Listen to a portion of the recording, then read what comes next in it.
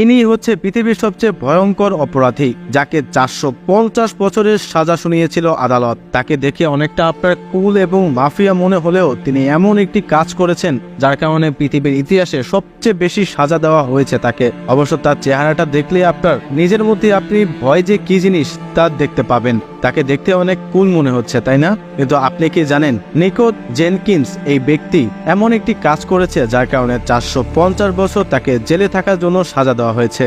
এই অপরাধীকে দেখলে হুইলচেয়ারে থাকা মানুষ দৌড়েও পালাবে। পুলিশের রেকর্ডে তিনি এতটাই নৃশংস অপরাধী। পরিবারের খারাপ শিক্ষা অর্জন মানুষকে কিভাবে কতটা অবনতির দিকে ঠেলে দিতে পারে তারই প্রমাণ হচ্ছে এই নিকো জেনকিন্স। নিকো নিজেকে প্রাচীন মিশরের অন্ধকারের দেবতা বলে দাবি করেন। পুলিশের কাছে ধরা পড়ার পর নিকো জানান, আমি সম্পূর্ণ নির্দোষ। দেবতা আপতিত আমার মস্তিষ্ক নিয়ন্ত্রণ করছিল। তার নির্দেশনায় আমি মানুষগুলোকে উপরে পাঠিয়ে দিয়েছি।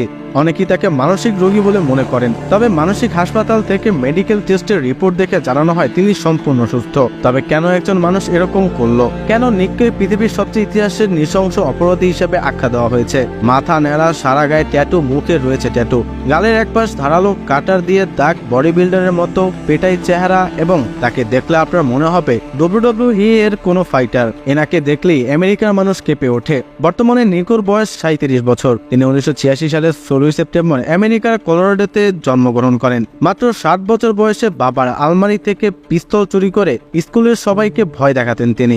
মাত্র 13 বছর বয়সে একজন ব্যক্তির ওপর ছুরি দিয়ে করেন। ওই ব্যক্তিকে যেতে হয়েছিল পরে হসপিটালে। নিকো জেনকিন্সের সূত্রপাত মূলত পরিবার থেকেই। তার বাবা মা, 3 বোন, কাকা কাকিমা সবাই এরকম কাজকর্মে জড়িত ছিল। তাই পরিবারের কাছ থেকে সঠিক শিক্ষা তিনি পাননি। 15 বছর বয়সে অন্ধকার রাস্তায় বিভিন্ন জিনিস দেখিয়ে তিনি টাকা এবং গয়না হাতাতে শুরু করেন। পরে একদিন গাড়ি চুরি করে বসেন তিনি। সেজন্যই তাকে মূলত জেলে যেতে হয়। 2003 সাল থেকে 2013 সাল অবধি কৈশোর থেকে যুবক হওয়া পর্যন্ত নিকো ছিল এই জেলের মধ্যেই। কুখ্যাত অপরাধ সঙ্গে থাকতে থাকতে তিনি আরো মায়াদয়হীন হয়ে পড়েন। 2013 সালে জুলাই মাসে তিনি ছাড়া পান এবং 11 দিনের মধ্যেই তিনি তার ভয়ঙ্কর এক কাণ্ড ঘটিয়ে বসেন। পরে সেই সঙ্গনে তার 3 বোন, জোয়ান ইরবি পেনা ও জর্জ শ্রী ডিক্রুজ, এবং 2জন মানুষ তার প্রথম শিকার হয়। 2013 সালে 11 আগস্ট তাদের মাথায় গু করে টাকা পয়সা সমস্ত কিছু নিয়ে পালায় নিকো। পরের দিন ভোরবেলা পুলিশ পার্কের সামনে সাদা একটি গাড়িতে 2 ব্যক্তির এরকম দেহ পায়। নিকোর পরে শিকার হয়েছিল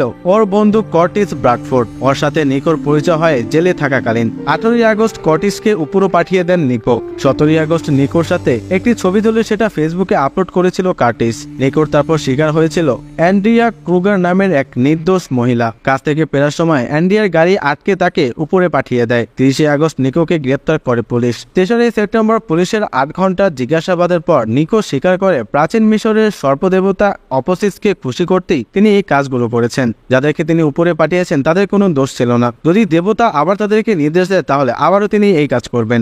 2017 সালে তার এই বিচার শেষে তাকে দণ্ডের আদেশ দেয় আদালত।